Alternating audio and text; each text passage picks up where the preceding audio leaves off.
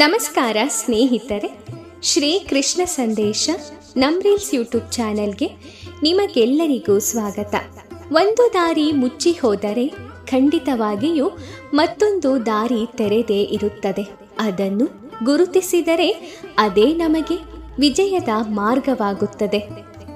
ಸಮಯದ ಮೌಲ್ಯವನ್ನು ಅರ್ಥ ಮಾಡಿಕೊಳ್ಳಿ. ಸಮಯಕ್ಕೆ ಬೆಲೆ ಕೊಡದ ವ್ಯಕ್ತಿಗೆ ಸಮಯವೂ ಕೂಡ ಬೆಲೆ ಕೊಡುವುದಿಲ್ಲ. ಕಡಿಮೆ ತಿಳುವಳಿಕೆಯುಳ್ಳವರೇ ಜೀವನವನ್ನು ಸಂಪೂರ್ಣವಾಗಿ ಆನಂದಿಸುತ್ತಾರೆ. ಜಾಸ್ತಿ ತಿಳುವಳಿಕೆಯುಳ್ಳವರು ಹೆಚ್ಚಾಗಿ ಗೊಂದಲದಲ್ಲೇ ಇರುತ್ತಾರೆ. ನಮ್ಮ ಸಂತೋಷಕ್ಕೆ ಸುತ್ತ ನಡೆಯುವ ವಿದ್ಯಮಾನಗಳಿಗಿಂತ ಅಂತರಂಗದಲ್ಲಿ ನಡೆಯುವ ಬದಲಾವಣೆಯೇ ಕಾರಣವಾಗಬೇಕು. ಆ ಖುಷಿಗೆ ಆಯಸ್ಸು ಹೆಚ್ಚು. ಜ್ಞಾನದಿಂದ ಅಧಿಕಾರ ದೊರೆಯಬಹುದು, ಆದರೆ ಗೌರವ ಸಿಗಬೇಕೆಂದರೆ ವ್ಯಕ್ತಿತ್ವ ಇರಬೇಕು. ಜೀವನದಲ್ಲಿ ಕಷ್ಟ ಸುಖ ಯಾವುದೂ ಶಾಶ್ವತವಲ್ಲ ಎಂಬುದಕ್ಕೆ ನಾವು ಕೆಲವೊಂದು ಪರಿಸ್ಥಿತಿಗಳನ್ನು ಅರ್ಥ ಮಾಡಿಕೊಂಡಾಗ ಚೆನ್ನಾಗಿ ತಿಳಿಯುತ್ತದೆ. ಹವ್ಯಾಸಗಳು ಒಳ್ಳೆಯದಿರಲಿ ಕೆಟ್ಟದ್ದೇ ಆಗಲಿ ಅದರ ಫಲವನ್ನು ಅನುಭವಿಸಲೇಬೇಕು. ಕಾಯಕವೇ ಕೈಲಾಸ, ಕರ್ತವ್ಯವೇ ಪರಮೋದ್ದೇಶ. ಲೆಕ್ಕಾಚಾರ ಇಲ್ಲದೆ ಖರ್ಚು ಮಾಡುವ ವ್ಯಕ್ತಿ ಜೀವನದಲ್ಲಿ ಉದ್ಧಾರವಾಗಲು ಸಾಧ್ಯವಿಲ್ಲ. ಯಾರೋ ಕೂಡಿಟ್ಟ ಹಣವನ್ನು ಖಾಲಿ ಮಾಡೋದು ತುಂಬಾ ಸುಲಭ. ಕಷ್ಟಪಟ್ಟು ದುಡಿದು ತಿನ್ನುವುದು ತುಂಬಾ ಕಷ್ಟ. ಒಂದು ಸಂಬಂಧ ಉಳಿಸೋದಕ್ಕೆ ಎಷ್ಟು ಬೇಕಾದರೂ ಸೋಲಬಹುದು, ಆದರೆ ಅದನ್ನೇ ನಮ್ಮ ದೌರ್ಬಲ್ಯ ಎಂದು ಅವರು ತಿಳಿದುಕೊಂಡರೆ ಅಂತಹ ಸಂಬಂಧವನ್ನು ಮುಂದುವರೆಸುವ ಅವಶ್ಯಕತೆ ಇರುವುದಿಲ್ಲ. ಸ್ವಾಭಿಮಾನ ಕೂಡವು ಬಹಳ ಮುಖ್ಯವಾಗುತ್ತದೆ ಅಲ್ಲವೇ? ಆಧ್ಯಾತ್ಮಿಕ ಶರೀರಕ್ಕೆ ಹುಟ್ಟು ಸಾವು ಮುಪ್ಪು ರೋಗ ಯಾವುದೂ ಇಲ್ಲ. ಇದನ್ನು ಭಗವದ್ಗೀತೆಯ 7ನೇ ಅಧ್ಯಾಯದ ಶ್ಲೋಕ 29ರಲ್ಲಿ ಹೀಗೆ ಹೇಳಲಾಗಿದೆ. ಯಾರು ತಮ್ಮ ಹಿಂದಿನ ಜನ್ಮಗಳಲ್ಲಿ ಮತ್ತು ಈ ಜನ್ಮದಲ್ಲಿ ಪುಣ್ಯ ಕರ್ಮಗಳನ್ನು ಮಾಡಿದ್ದಾರೆಯೋ ಮತ್ತು ಯಾರ ಪಾಪ ಕಾರ್ಯಗಳು ಸಂಪೂರ್ಣವಾಗಿ ನಿರ್ಮೂಲನೆಯಾಗಿವೆಯೋ ಅವರು ಭ್ರಾಂತಿಯ ದ್ವಂದ್ವಗಳಿಂದ ಮುಕ್ತರಾಗುತ್ತಾರೆ. ಅವರು ದೃಢ ಮನಸ್ಸಿನಿಂದ ನನ್ನ ಸೇವೆಯಲ್ಲಿ ನಿರತರಾಗುತ್ತಾರೆ. ದಿವ್ಯ ಸ್ಥಿತಿಗೆ ಏರಲು ಅರ್ಹರಾದವರು ಯಾರು ಎಂದು ನೋಡುವುದಾದರೆ ಪಾಪಿಗಳಾದವರು, ನಾಸ್ತಿಕರು, ಮೂರ್ಖರು ಮತ್ತು ಮೋಸಗಾರರಿಗೆ ಆಸೆ ಮತ್ತು ದ್ವೇಷಗಳ ದ್ವಂದ್ವವನ್ನು ದಾಟುವುದು ಬಹಳ ಕಷ್ಟ. ಯಾರು ಧರ್ಮದ ನಿಯಂತ್ರಕ ತತ್ವಗಳನ್ನು ಅನುಷ್ಠಾನಕ್ಕೆ ತಂದಿದ್ದಾರೋ, ದೈವ ಭಕ್ತರಾಗಿ ನಡೆದುಕೊಂಡಿದ್ದಾರೋ ಮತ್ತು ಪಾಪ ಕರ್ಮ ಪ್ರಕ್ರಿಯೆಗಳನ್ನು ಜಯಿಸಿದ್ದಾರೋ ಅವರು ಮಾತ್ರ ಭಕ್ತಿ ಸೇವೆಯನ್ನು ಸ್ವೀಕರಿಸಬಲ್ಲರು ಮತ್ತು ಕ್ರಮಕ್ರಮವಾಗಿ ದೇವೋತ್ತಮ ಪರಮ ಪುರುಷನ ಪರಿಶುದ್ಧ ಜ್ಞಾನದ ಮಟ್ಟಕ್ಕೆ ಏರಬಲ್ಲರು. ಅನಂತರ ಕ್ರಮೇಣ ಅವರು ಸಮಾಧಿ ಸ್ಥಿತಿಯಲ್ಲಿ ದೇವೋತ್ತಮ ಪರಮ ಪುರುಷನನ್ನು ಧ್ಯಾನಿಸಬಲ್ಲರು. ಇದು ಆಧ್ಯಾತ್ಮಿಕ ನೆಲೆಯಲ್ಲಿ ನೆಲೆಸುವ ಪ್ರಕ್ರಿಯೆಯಾಗಿದೆ. ಪರಿಶುದ್ಧ ಭಕ್ತರ ಸಹವಾಸದಲ್ಲಿ ಕೃಷ್ಣ ಪ್ರಜ್ಞೆಯಲ್ಲಿ ಈ ಉತ್ಕರ್ಷ ಸಾಧ್ಯ. ಏಕೆಂದರೆ ಶ್ರೇಷ್ಠ ಭಕ್ತರ ಸಹವಾಸದಲ್ಲಿ ಮನುಷ್ಯನು ಮಾಯೆಯಿಂದ ಬಿಡುಗಡೆ ಹೊಂದಬಲ್ಲ. ಮನುಷ್ಯನಿಗೆ ವಾಸ್ತವವಾಗಿ ಮುಕ್ತಿ ಬೇಕೆಂದರೆ ಆತನು ಭಕ್ತರ ಸೇವೆಯನ್ನು ಮಾಡಬೇಕು. ಆದರೆ ಪ್ರಾಪಂಚಿಕ ಮನೋಧರ್ಮದ ಜನರೊಂದಿಗೆ ಸೇರುವವನು ಅಸ್ತಿತ್ವದ ಅತ್ಯಂತ ಕತ್ತಲೆಗೆ ಹೋಗುವ ದಾರಿಯಲ್ಲಿದ್ದಾನೆ ಎಂದು ಭಗವದ್ಗೀತೆಯಲ್ಲಿ ಹೇಳಿದೆ. ಭಗವಂತನ ಭಕ್ತರೆಲ್ಲ ಬದ್ಧ ಆತ್ಮಗಳನ್ನು ಅವರ ಭ್ರಾಂತಿಯಿಂದ ಬಿಡಿಸಲೆಂದೇ ಈ ಭೂಮಿಯಲ್ಲಿ ಸಂಚಾರ ಮಾಡುತ್ತಾರೆ.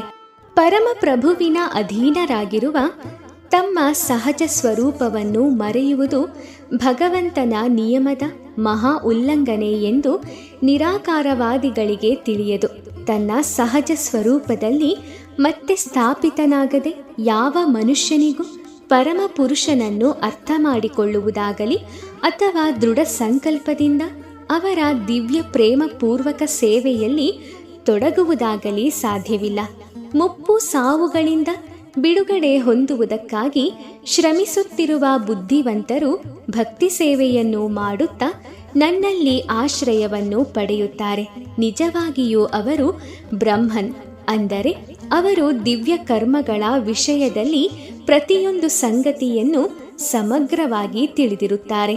ಹುಟ್ಟು, ಸಾವು, ಮುಪ್ಪು ಮತ್ತು ರೋಗಗಳು ಈ ಜಡ ದೇಹವನ್ನು ಕಾಡುತ್ತವೆ, ಆಧ್ಯಾತ್ಮಿಕವಾದ ದೇಹವನ್ನಲ್ಲ. ಆಧ್ಯಾತ್ಮಿಕ ಶರೀರಕ್ಕೆ ಹುಟ್ಟು, ಸಾವು, ಮುಪ್ಪು, ರೋಗ ಯಾವುದೂ ಇರೋದಿಲ್ಲ.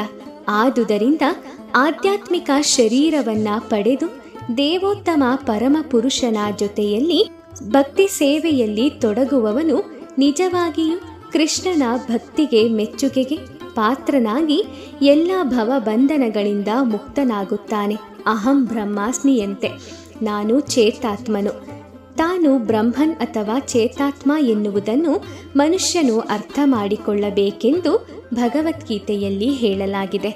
ಈ ಶ್ಲೋಕದಲ್ಲಿ ವರ್ಣಿಸಿರುವಂತೆ ಬದುಕಿನ ಈ ಬ್ರಹ್ಮನ್ ಪರಿಕಲ್ಪನೆಯ ಭಕ್ತಿ ಸೇವೆಯಲ್ಲಿಯೂ ಇದೆ. ಪರಿಶುದ್ಧ ಭಕ್ತರು ಆಧ್ಯಾತ್ಮಿಕವಾಗಿ ಬ್ರಹ್ಮನ್ ನೆಲೆಯಲ್ಲಿದ್ದಾರೆ. ಅವರಿಗೆ ಆಧ್ಯಾತ್ಮಿಕ ಕರ್ಮಗಳ ವಿಷಯವಾಗಿ ಎಲ್ಲವೂ ತಿಳಿದಿದೆ. ಭಗವಂತನ ದಿವ್ಯ ಸೇವೆಯಲ್ಲಿ ನಿರತವಾಗುವ 4 ಬಗೆಯ ಅಶುದ್ಧ ಭಕ್ತರು ತಮ್ಮ ತಮ್ಮ ಗುರಿಗಳನ್ನು ತಲುಪುತ್ತಾರೆ ಮತ್ತು ಪರಮ ಪ್ರಭುವಿನ ಕೃಪೆಯಿಂದ ಅವರು ಸಂಪೂರ್ಣ ಕೃಷ್ಣ ಪ್ರಜ್ಞೆಯನ್ನು ಪಡೆದಾಗ ಪರಮ ಪ್ರಭುವಿನೊಡನೆ ಆಧ್ಯಾತ್ಮಿಕ ಸಹವಾಸವನ್ನು ಸವಿಯುತ್ತಾರೆ. ಆದರೆ ದೇವತೆಗಳನ್ನು ಪೂಜೆ ಮಾಡುವವರು ಪರಮ ಪ್ರಭುವನ್ನು ಅವನ ಲೋಕದಲ್ಲಿ ತಲುಪುವುದೇ ಇಲ್ಲ. ಬ್ರಹ್ಮನ್ ಸಾಕ್ಷಾತ್ಕಾರವಾಗಿದ್ದರೂ ಅಷ್ಟು ಬುದ್ಧಿವಂತರಲ್ಲದವರೂ ಸಹ ಗೋಲೋಕ, ಬೃಂದಾವನ ಎನ್ನುವ ಹೆಸರಿನ ಕೃಷ್ಣನ ಪರಮ ಲೋಕವನ್ನು ಎಂದಿಗೂ ಸೇರಲಾರರು. ಕೃಷ್ಣ ಪ್ರಜ್ಞೆಯಲ್ಲಿ ಕರ್ಮ ಮಾಡುವವರು ಮಾತ್ರ ಬ್ರಹ್ಮನ್ ಎಂದು ಕರೆಸಿಕೊಳ್ಳುವುದಕ್ಕೆ ಅರ್ಹರು. ಏಕೆಂದರೆ ಅವರು ಕೃಷ್ಣ ಲೋಕವನ್ನು ಸೇರಲು ವಾಸ್ತವವಾಗಿ ಪ್ರಯತ್ನಿಸುತ್ತಿದ್ದಾರೆ. ಇಂಥವರಿಗೆ ಕೃಷ್ಣನ ವಿಷಯವಾಗಿ ಯಾವ ಸಂಶಯವೂ ಇರುವುದಿಲ್ಲ. ಆದುದರಿಂದ ಅವರು ವಾಸ್ತವವಾಗಿ ಬ್ರಹ್ಮನ್ ಆಗಿರುತ್ತಾರೆ. ಭಗವಂತನ ರೂಪ ಅಥವಾ ಅರ್ಚಾವನ್ನು ಪೂಜಿಸುವುದರಲ್ಲಿ ನಿರತರಾದವರಿಗೆ ಅಥವಾ ಐಹಿಕ ಬಂಧನದಿಂದ ಮುಕ್ತಿ ಪಡೆಯಲು ಮಾತ್ರವೇ ಭಗವಂತನ ಧ್ಯಾನದಲ್ಲಿ ನಿರತರಾದವರಿಗೂ ಸಹ ಭಗವಂತನ ಕೃಪೆಯಿಂದ ಬ್ರಹ್ಮನ್ ಅಥವಾ ಅಧಿಭೂತ ಮೊದಲಾದವುಗಳ ಭಾವಾರ್ಥವು ಖಂಡಿತ ತಿಳಿಯುತ್ತದೆ. ಹೀಗೆ ಯಾರು ಸದಾ ಕೃಷ್ಣನ ಸೇವೆಯಲ್ಲಿ ಅಂದರೆ ಭಕ್ತಿ ಸೇವೆಯಲ್ಲಿ ನಿರತರಾಗಿರುತ್ತಾರೋ ಅವರಿಗೆ ಕೃಷ್ಣನ ಗೋಲೋಕ, ಬೃಂದಾವನ ಎಲ್ಲವೂ ಸಹ ಸಿಗುತ್ತದೆ. ಪರಮ ಮುಕ್ತಿಯನ್ನ ಪಡೆದು ಆ ಆತ್ಮ ಪರಿಶುದ್ಧವಾಗುತ್ತದೆ. ಇದು ಆತ್ಮ ಸಾಕ್ಷಾತ್ಕಾರಕ್ಕೆ ಇರುವ ಒಂದು ಸುಲಭ ಮಾರ್ಗ.